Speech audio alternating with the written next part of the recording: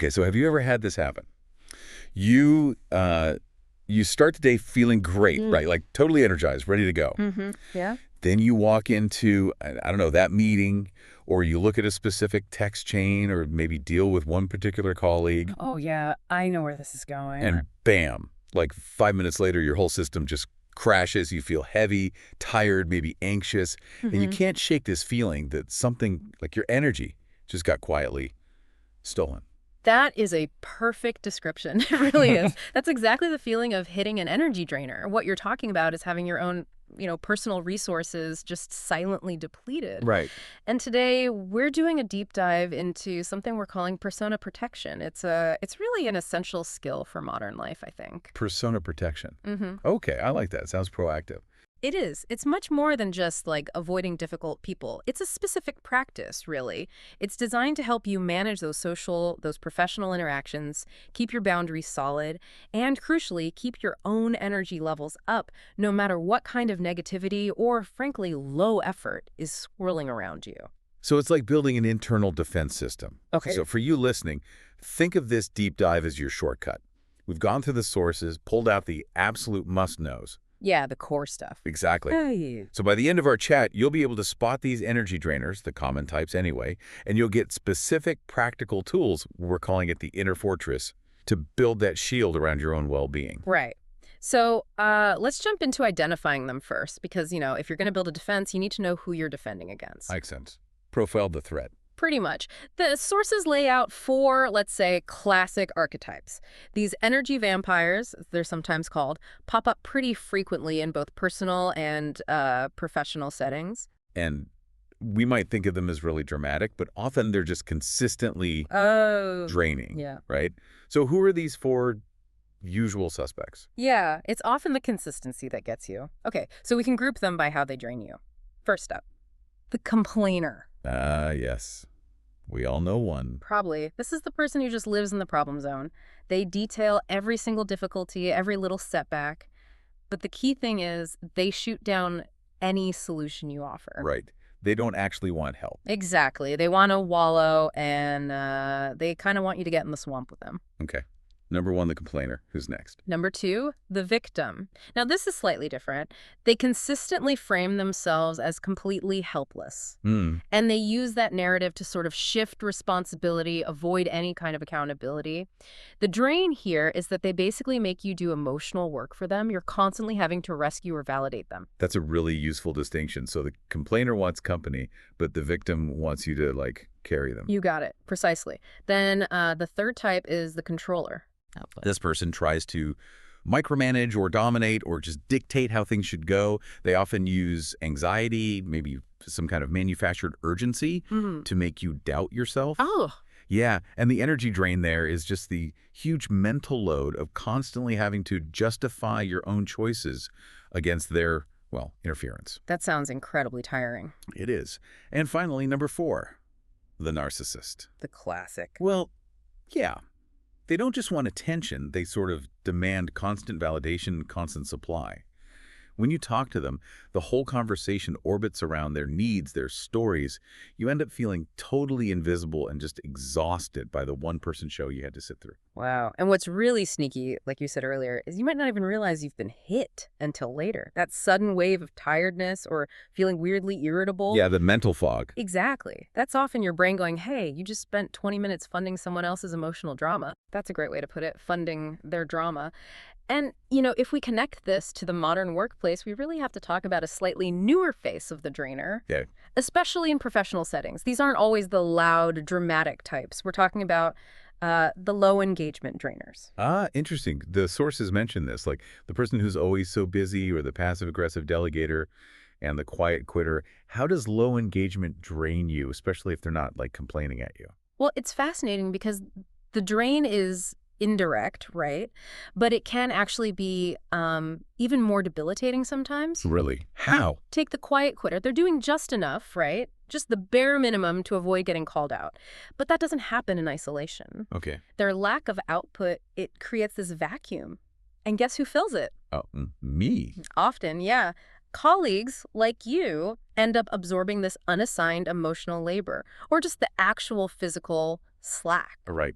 picking up the pieces. Exactly. And you start feeling this huge sense of unfairness, maybe resentment bubbles up, and then there's the actual physical toll of basically doing part of their job. Their low energy kind of becomes contagious, and it pushes you closer to burnout. Wow, okay.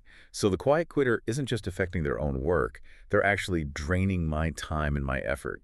That makes the drain feel much more real, tangible. Absolutely. That feeling of physical depletion from covering for someone, that's a major energy drain. Okay, that really clarifies the threat landscape from the complainer all the way to the quiet quitter. So, right, let's pivot to the important part, defense. We've spotted them. How do we stop the drain? How do we build up this inner fortress? Well, the absolute bedrock of that fortress, the whole foundation, rests on one thing: non-negotiable personal boundaries. Okay, boundaries. This is the critical first step. It has to be proactive, because if you don't define and, importantly, defend your limits, the drainers, they'll always find a way in. Always. But setting boundaries, actually saying no, especially at work, or maybe to that family member who always asks for too much, it feels really hard sometimes. There's often guilt, right? Like you're being rude or unhelpful. Oh, absolutely. That's the psychological hurdle we have to get over. You have to practice saying no cleanly without this long, rambling, guilt-soaked explanation. Easier said than done sometimes. It takes practice. But think about that passive-aggressive delegator trying to dump work on you. Your boundary needs to be like immediate and neutral. Something like, I understand that's important, but my focus has to stay on the Q3 priorities right now. See? You're stating your reality, not making excuses. So it's about managing expectations, not apologizing for having limits. Exactly. It's a tool, not an apology. I like that reframing.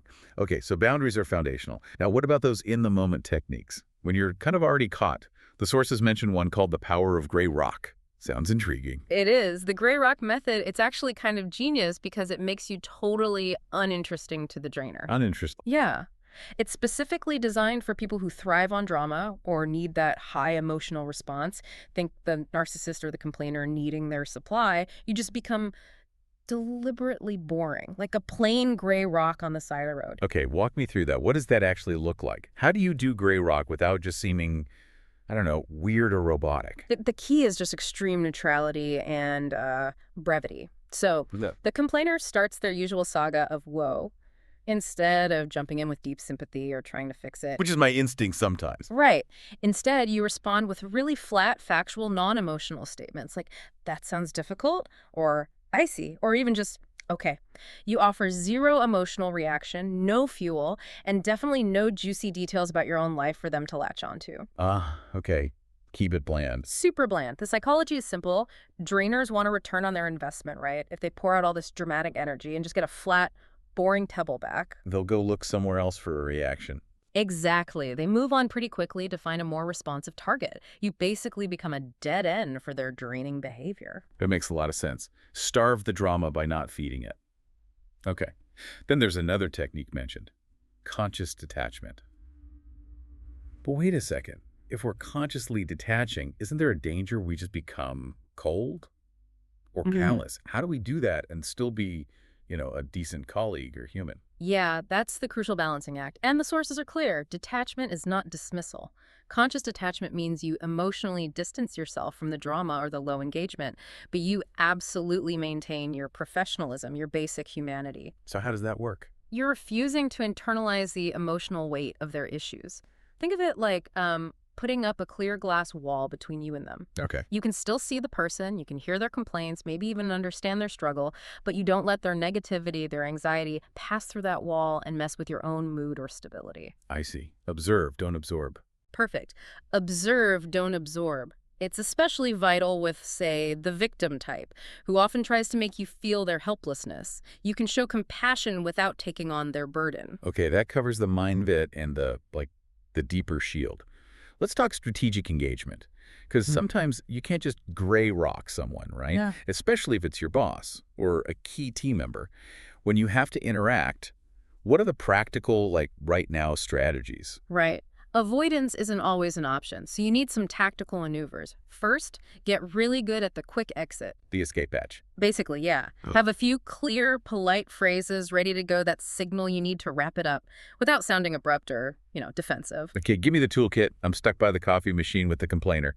What's a quick, non-rude exit line? The best ones usually point to an outcome or a prior commitment. You could say something like, wow, that sounds like a big issue. I really need to focus on finishing this report before lunch. Maybe we can schedule time later if a specific solution comes up. Okay. Defers it. Or even simpler, gotta run. I'm actually late for my next call about the key 3 numbers. Good talking, though. You're signaling you're unavailable, but framing it around responsibility, not avoidance. Right, makes sense. What else? Second technique, redirecting conversations. You have to actively steer the conversation away from just the negativity or the complaint and towards solutions or neutral facts or clear expectations. Take control of the wheel. Pretty much. If the complainer is going on about the disaster, you pivot immediately. Okay, instead of focusing on what went wrong, what's the very next single step we need to take to fix it? You force a shift from problem wallowing to solution finding. Drainers usually hate that. Huh. Yeah, I can see that. You're basically changing the game on them. You are. And the third maneuver is setting time limits for interactions. This one's proactive. If you know someone's consistently draining, you consciously choose brief, focused interactions. Keep it short. Keep it short and outcome-oriented. You might even start the chat by setting the boundary.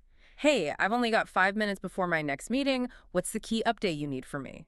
You control the clock before the drain really sets in. Okay, quick exits, redirection, time limits. Got it. So we've talked a lot about defense, minimizing the damage. Let's shift gears a bit. We need to talk about proactively recharging. Because let's face it, drainers and low energy aren't going away entirely. We need to keep our own personal battery charged. Absolutely essential. You have to build what we're calling a self-care shield against burnout. And look, this isn't about fancy spa days unless that's your thing. Right, not necessarily bubble baths. Not necessarily. It's about small, non-negotiable daily rituals. Things that genuinely replenish your energy reserves and reinforce those boundaries we talked about. This is how you recover from carrying that extra slack or from those necessary run-ins with drainers. So, like what? Give me some examples. It could be super simple. Maybe 5 minutes of just focused breathing between meetings, or setting a hard stop on checking email after 6 p.m., or making sure you spend, say, an hour a day doing something that actually gives you energy instead of just consuming it. Reading, walking, music, whatever works. The key is consistency, I guess, making it non-negotiable. That's it. When your own battery is full, the drainers just don't have the same power to affect you as much. We should also touch on the environment, right? Mm. Our social circles, even our digital lives, they can be full of drainers too. Oh, massively important. You cannot overstate the importance of curating your environment.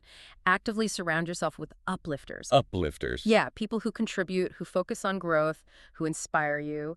And just as importantly, proactively create distance from people who constantly reinforce that complainer mindset or the quiet quitting vibe. Why is that so important? Because those attitudes are contagious. They can subconsciously normalize those draining behaviors, making you more likely to slip into them or accept them from others. Makes sense. And the digital world. Ugh, yeah.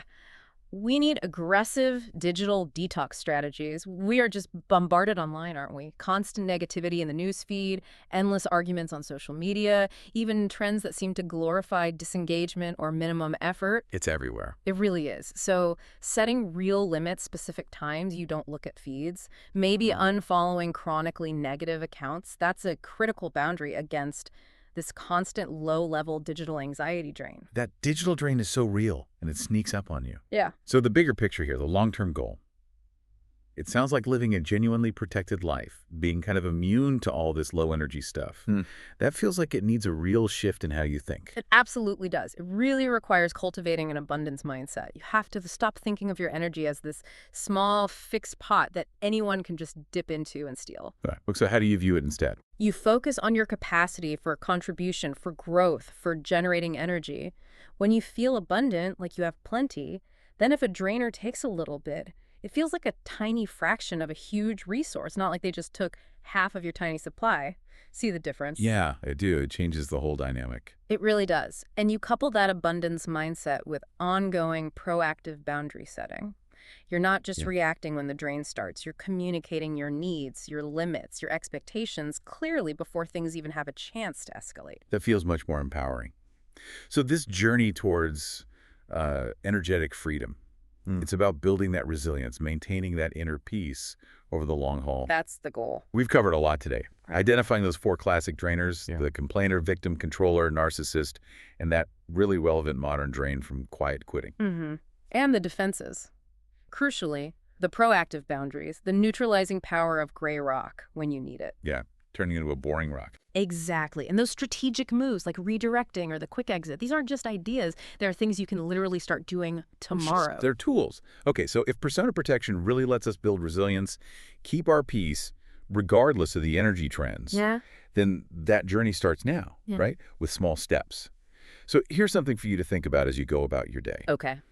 Considering the specific drainers, the low engagement stuff you face daily, what's one small daily self-care ritual? Maybe that 5 minutes of silence or that email cutoff time. What's one thing you can commit to right now to instantly start reinforcing your self-care shield against that burnout from carrying others' slack? Think about it and start protecting your energy today.